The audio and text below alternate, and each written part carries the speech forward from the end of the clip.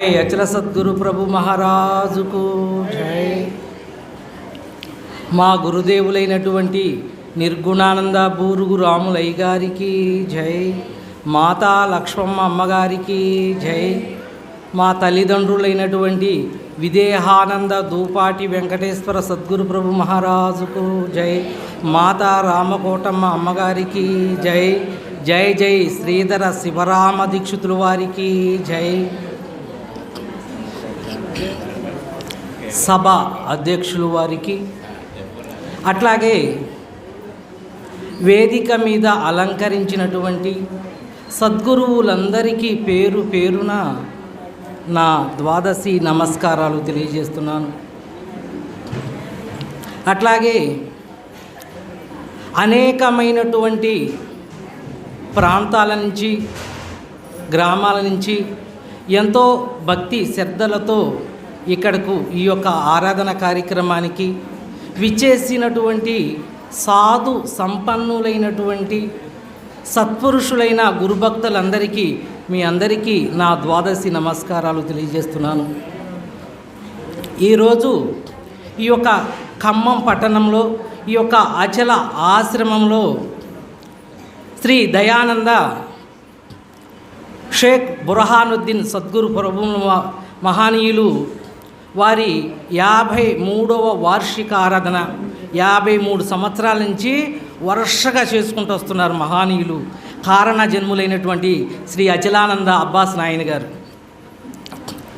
మరి మనమందరం కూడా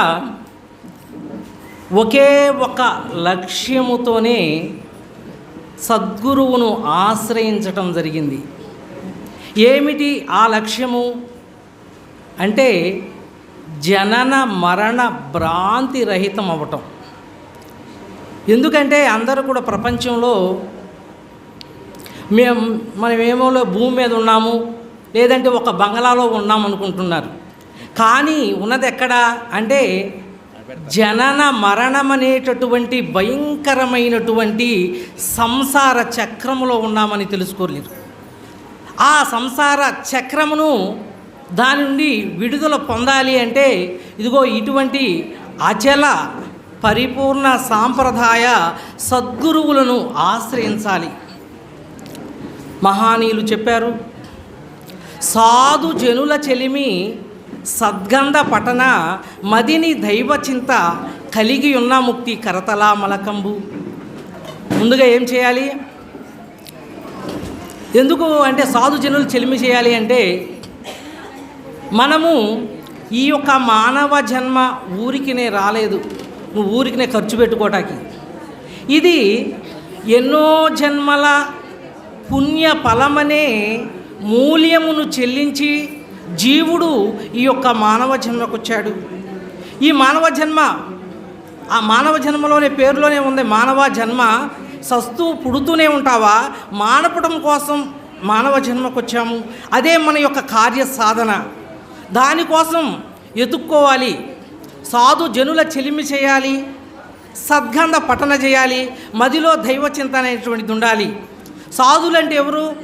సద్గురువులు, అచల పరిపూర్ణ సాంప్రదాయ సద్గురువులే మహనీయులైనటువంటి సాధువులు. ఎందుకంటే చెలిమి ఎవరి సామాసం చేస్తే వారు అంతటోడు అవుతారంట. అదే తాగుబోతోడి యొక్క సామాసం చేశాడు అనుకో, ఈడు కూడా అంతటోడే అవుతాడు, ఆ తాగుబోతోడే అవుతాడు. కనుక సద్గురువుల యొక్క సామాసం చేస్తే సద్గురువు అవుతాడు, జనన మరణ భ్రాంతి రహితం చేసుకోగలుగుతాడు. ఎందుకంటే ఉదాహరణకు ఆకాశం నుండి రాలే నీటి బిందువు స్వచ్ఛమైన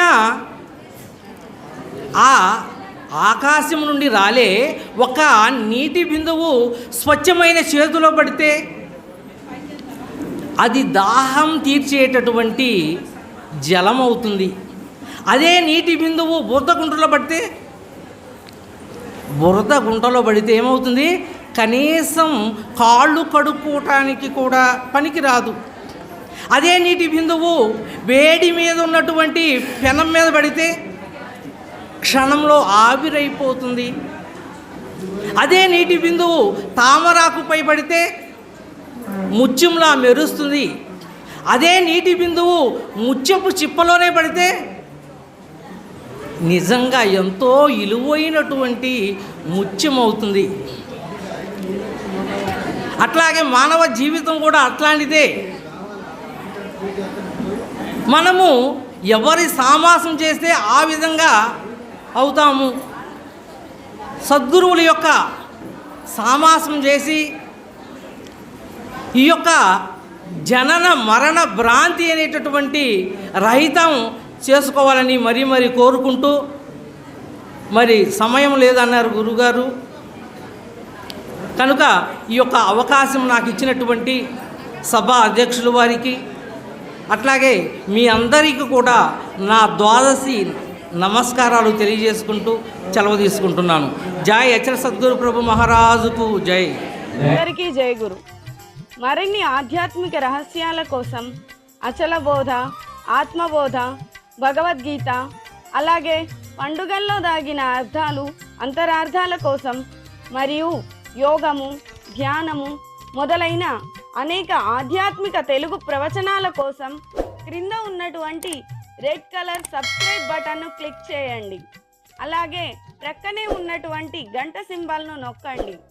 అలాగే ఈ వీడియో మీకు నచ్చినట్లయితే లైక్ చేయండి మరియు షేర్ చేయండి. జై గురు.